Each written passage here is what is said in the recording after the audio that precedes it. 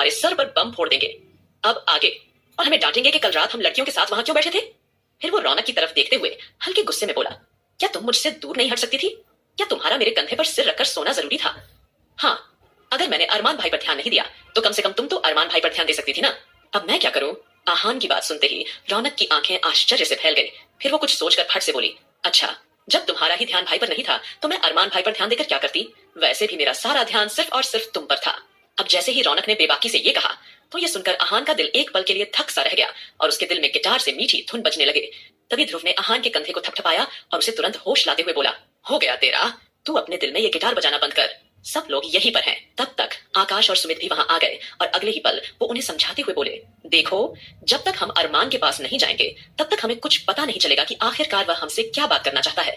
तो बेहतर है कि हम जाकर अरमान से बात कर लेते हैं। और रही बात कि कल रात लड़कियों के कंधे पर सर रख कर सोने की, तो वह हमारी पत्नी है और उनका हम पर पूरा अधिकार है। अब जैसे ही आकाश ने बेखौफ होकर ये कहा तो उसके शब्द सुनते ही सभी लड़कियों के होठों पर छोटी सी मुस्कान आ गई। तभी सुमित आकाश की बात से सहमत होते हुए आगे बोला, हाँ, और अगर हमें अरमान को एक्सप्लेन करना पड़ा तो हम अपनी अपनी शादियों के बारे में भी उसे बता देंगे, लेकिन अब हम अपनी पत्नी को और दुखी नहीं करेंगे। सुमित की इस बात पर सभी लोग एक दूसरे की शक्ल अविश्वास से देखने लगे। वही दादाजी, अभिमान जी और आस्था ये सुझाव सुनकर कहीं ना कहीं एकदम से घबरा गए, क्योंकि अगर ये सारी बातें अरमान को बता दी गई तो पता नहीं वह कैसे रिएक्ट करेगा। फिलहाल सभी ज्यादा देर नहीं करना चाहते थे और एक एक करके सभी स्टडी रूम में चले आए। वहीं अरमान ने तीखी नजरों से उन सब लड़कों को देखा। उसकी आंखों के सामने फिर से वही दृश्य घूमने लगा। सब लड़के कैसे अपनी अपनी पार्टनर्स को गोद में उठाकर ले जा रहे थे। फिलहाल अपने ख्यालों से बाहर आकर अरमान ने ध्रुव की ओर गंभीरता से देखा और उसे पूछा, ध्रुव, एंटीडोट का काम कहां तक पहुंचा है? कब तक मेरा एंटीडोट बन जाएगा? जितना जल्दी हो सके कोशिश करो, क्योंकि मुझे अब हर पल बहुत भारी सा लग रहा है। बिना इन 2 सालों की यादों के मुझे ऐसा लग रहा है कि मैंने अपनी जिंदगी का कितना इंपॉर्टेंट हिस्सा खो दिया है। अब तुम्हें ही मेरी मदद करनी होगी। फिर वो बाकी सबको गहरी नजर से देखकर बोला, और हाँ, जितना जल्दी हो सके पता लगाओ कि किस शख्स ने मुझे इस सिचुएशन में पहुंचाया है। और हाँ, हमारे शहर में जितने भी दुश्मन हैं, मैंने उन्हें किडनैप करने के लिए कहा था। क्या उनकी किडनैपिंग हुई? उसका यह सवाल सुनकर सभी लोग एक दूसरे की ओर एकदम से देखने लगे, क्योंकि अरमान ने अब तक कल रात के बारे में कोई सवाल नहीं पूछा था। तभी वहां आहान की आवाज सुनाई दी, भैया, ऑलरेडी जितने भी शहर में आपके दुश्मन थे हमने उन सबको अगवा कर लिया है और उन सबको फार्म हाउस पर कैद करके रखा है। आप चाहे तो जाकर उनसे पूछताछ कर सकते हैं। हालांकि वो चारों अच्छे से जानते थे कि ये काम अरमान के किसी भी दुश्मन का नहीं है। जो बचे कूचे दुश्मन मौजूद थे वे पहले ही अरमान के डर कर उनकी शरण में आ गए थे। वो सब जानते थे कि राजवीर के बारे में अरमान को सीधे सीधे नहीं बताया जा सकता था, इसलिए उन्होंने कुछ गुंडों को जो शहर में ज्यादा अपराध फैला रहे थे उन्हें किडनैप करके फार्म हाउस पर कैद कर दिया। अब ये सुनकर अरमान झट से बोला, बहुत दिन हो गए हैं सही से खून की होली नहीं खेली, लगता है अब वक्त आ गया है। उसके शब्द सुनते ही कहीं ना कहीं चारों अंदर ही अंदर सहम गए, लेकिन वो चाहकर भी अरमान से कुछ पूछ नहीं सकते थे। तभी आकाश ने थोड़ी हिम्मत करके पूछा, अच्छा अरमान, क्या तुम्हें और कुछ कहना है? अरमान ने सिंपली जवाब दिया, नहीं, अब तुम लोग यहाँ से जा सकते हो। और हाँ, मैंने जो काम सौंपा है उसका फटाफट पता लगाओ, तब तक मैं फार्म हाउस जाकर उन अनजान दुश्मनों से मिलता हूँ। ये बोलकर अरमान उठ खड़ा हुआ और वहां से चला गया। अरमान के जाने के बाद चारों लड़के हैरानी से एक दूसरे को नासमझी में देखने लगे। तभी आहान ने एकदम से आकाश को देखते हुए पूछा, आकाश भैया, ये क्या हुआ? अरमान भाई ने कल रात के बारे में हमसे कोई सवाल ही नहीं किया, ऐसा कैसे पॉसिबल हो सकता है? अरमान भाई ने हमसे कुछ पूछा क्यों नहीं? तभी आकाश और सुमित ने एक दूसरे की ओर टेढ़ी नजरों से देखा। फिर सुमित उसकी बातों का जवाब देते हुए बोला, क्योंकि तुम्हारा अरमान भाई कहानियों में विश्वास नहीं रखता, वह पूछने से ज्यादा तहकीकात करने में यकीन रखता है। उसे पता था कि अगर वह हमसे कल रात के बारे में कुछ पूछेगा तो हम कोई ना कोई बहाना जरूर बना देंगे। शायद तुम भूल रहे हो, पर डेविल किंग अरमान सिंघानिया है। अगर उसने हमसे यह सवाल नहीं किया तो इसका मतलब साफ है कि इसका जवाब अरमान सिंघानिया खुद ढूंढेगा। अब जैसे ही आकाश और सुमित ने अपना अंदेशा जाहिर किया तो वैसे ही ध्रुव और आहान एकदम परेशान हो गए और वो अटकती हुई आवाज में बोले कि हमें कुछ ना कुछ करके अरमान भाई को सच्चाई तक पहुंचने से रोकना होगा। कम से कम तब तक जब तक एंटीडोट नहीं बन जाता या फिर राजवीर के पास का एंटीडोट हमें मिल नहीं जाता। भले ही वंशिका अपने प्रोफेसर के साथ मिलकर एंटीडोट बनाने की पूरी कोशिश कर रही थी, लेकिन उसमें सफल होने के चांसेस बहुत कम थे। इस तरह से वह रैंडम एंटीडोट अरमान पर अप्लाई नहीं कर सकती थी, क्योंकि उससे उसका शरीर और ज्यादा खतरे में पड़ सकता था। वहीं दूसरी ओर अब जैसे ही अरमान अपने पावरफुल ऑरा के साथ नीचे उतरते हुए आया, उसे देखते ही सब घर वालों की दिल की धड़कन घबराहट के मारे डबल स्पीड से बढ़ने लगी, खासकर उन चारों लड़कियों की, क्योंकि जिस तरह से वह अपने अपने पार्टनर के कंधे पर सर रखकर बेफिक्री से सो गई थी, अब उन्हें लगने लगा था कि उन्हें यह हरकत नहीं करनी चाहिए थी। उन्हें कम से कम एक बार अरमान के बारे में सोच लेना चाहिए था, लेकिन अब उस बारे में सोचकर कोई फायदा नहीं था। उन्हें लगने लगा था कि अरमान तो आज उन्हें घर से उठाकर बाहर ही फेंक देगा, या फिर वह कभी भी अपने अपने पति की शक्ल नहीं देख पाएगी। अरमान की खतरनाक पर्सनालिटी, जिसे वे सभी लड़कियां अपनी आंखों से पहले ही देख चुकी हैं, वो उनके लिए कब खतरनाक साबित हो जाए, यही सोचकर सब लोगों के दिमाग में उथल पुथल मची हुई थी। वहीं अरमान ने बारी बारी से सबको देखा और अचानक उसकी नजरें आस्था के चेहरे पर टिक गई। आस्था आज नॉर्मल सूट पहने हुए थी, लेकिन बार बार अरमान की आंखों के सामने उसकी खूबसूरती और उसके हार्मोनियल सिस्टम की प्रतिक्रिया याद आ रही थी। वह खुद ही अपनी कशमकश में था, लेकिन उसने किसी से एक शब्द नहीं कहा।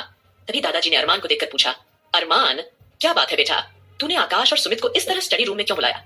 सब ठीक तो है ना? अरमान ने एक नजर दादाजी की ओर डाली और फिर अपनी गर्दन तिरछी करके बोला, क्या बात है दादाजी, आप मुझसे कब से सवाल करने लगे? और रही बात उन चारों की, तो उन्हें मैं हर रोज स्टडी रूम में बुलाता हूँ। आज कुछ स्पेशल दिन है क्या?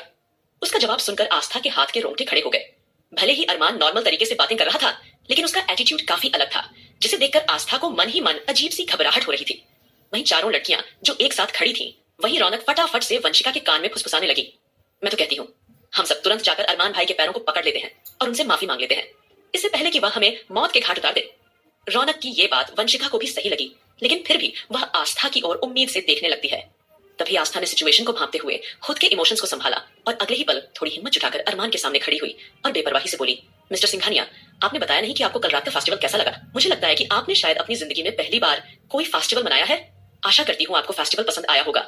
और हाँ, thank you so much mister Singhania, आप मुझे अपनी गोद में उठाकर मेरे कमरे तक ले आए, वरना मैं तो अपने बेटे के साथ वहीं गिरकर रह जाती। आस्था ने जानबूझकर इस बात का जिक्र किया क्योंकि वो अरमान को यह एहसास दिलाना चाहती थी कि अगर सुमित, आकाश और ध्रुव ने किसी लड़की को गोद में उठाया था, तो अरमान ने भी उसे गोद में उठाया था।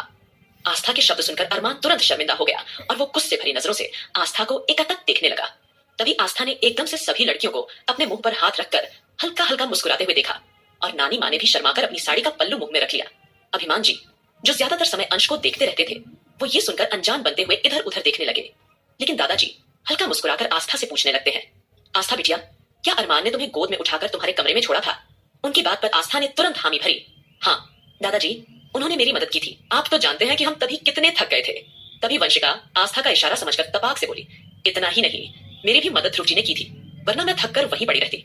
रौनक, राधिका और रश्मि ने भी आगे बढ़कर कहा, हाँ दादाजी, हमारी भी मदद आकाश, सुमित और आहान ने की थी, वरना हमें नहीं पता था क्या होता। अब सभी लड़कियों ने मिलकर एकदम से सिचुएशन को नॉर्मल बना दिया था। उनकी नौटंकी देखकर अरमान एकदम से चिढ़ गया था। वहीं चारों लड़के अपनी उलझन में फटाफट नीचे आ रहे थे। उन्होंने सबकी बातें सुनी और सभी के चेहरे पर एक मुस्कान खिल गई, क्योंकि आस्था ने पहले ही सारी सिचुएशन क्लियर कर दी थी। फिलहाल अरमान ने गहरी नजरों से एक बार फिर आस्था को देखा और तुरंत ही लंबे लंबे कदम बढ़ाता हुआ वहां से बाहर चला गया। अरमान के वहां से जाने के बाद सब चैन की सांस लेने लगे। आहान तो तुरंत आगे आया और अचानक आस्था को गले से लगा लिया और खुश होकर एकदम से बोला, आस्था भाभी, आप तो महान है, आप ग्रेट है, आप भगवान है। पता नहीं आहान ने खुश होकर आस्था को कितने ही नामों से बुला लिया था। आस्था उसके इस अंदाज पर खिलखिलाकर हंस पड़ी। हॉल में सभी की हंसी की आवाज गूंजने लगी। तभी नानी माँ आस्था के पास आई और कोमलता से बोली, आस्था बिटिया, हमें तो पता ही नहीं था कि तुम इतनी देर तक जाग रही हो। हम तो आधी रात के बाद अपने कमरे में चले आए थे। आस्था ने कॉन्फिडेंस से कहा, नानी माँ, भले ही कोई हमारे पति की यादें छीन सकता है, लेकिन उनके दिल की धड़कन से हमारा नाम, उनके दिल में हमारे लिए जज्बात कभी कोई नहीं छीन सकता। उनके दिल पर सिर्फ और सिर्फ हमारा अधिकार है। आस्था की ये बात सुनकर सभी के चेहरे पर छोटी सी मुस्कुराहट आ गई। फिलहाल चूंकि अरमान फार्म हाउस के लिए निकला चुका था, सभी लोगों ने डिसीजन लिया कि अब वे भी फटाफट अरमान के साथ जाएंगे और देखें कि अरमान फार्म हाउस में क्या कर रहा है, क्योंकि अरमान को किसी भी हालत में अकेला छोड़ना ठीक नहीं था। सबने अपनी अपनी बीवी को गुड बाय बोला और जल्दी से वहां से निकलने का फैसला किया। उनके जाने के बाद वंशिका तुरंत आस्था के पास आई और सीरियस एक्सप्रेशन से बोली, आस्था, अब हम एक काम करते हैं, फटाफट प्रोफेसर साहब के पास चलते हैं। वंशिका ने डिसीजन लिया था कि वह जो एंटीडोट बना रही है वह प्रोफेसर प्रशांत की लैब में ही बनाएगी, क्योंकि वहां हर तरह का केमिकल और सारी सुविधाएं मौजूद थीं। उसने प्रोफेसर से इस बारे में बात की और उन्होंने बड़े ही पोलाइट तरीके से हामी भरी दी थी। वंशिका की बात सुनकर आस्था ने हामी भरी और वह दोनों प्रोफेसर से मिलने के लिए निकल पड़े। उनके जाने के बाद रश्मि आगे आई और राधिका का हाथ थामकर सॉफ्टली बोली, राधिका, तुम्हें मेरे साथ चलना है, ठीक है ना? राधिका ने केवल पलकें झपकाई और हामी भरी, ठीक है रश्मि, मैं अभी तैयार होकर आती हूँ। थोड़ी देर बाद राधिका रश्मि के साथ चल पड़ी। अब घर में केवल रौनक बची थी। रौनक सोचने लगी कि सभी लोग अपने अपने काम में व्यस्त हैं, तब तक मैं क्या करूंगी, पूरा दिन मेरा टाइम कैसे कटेगा? ऊपर से वह छछूंदर भी बिना बताए कहीं चला गया है, उसे रोकना भी ठीक नहीं रहेगा। कहीं ना कहीं रौनक अपने मन में सवाल जवाब कर रही थी, लेकिन तभी उसका ध्यान एकदम से वसुंधरा की ओर चला गया और वह सोचने लगी, वसुंधरा आंटी है ना, तो मुझे इतना बोर होने की क्या जरूरत?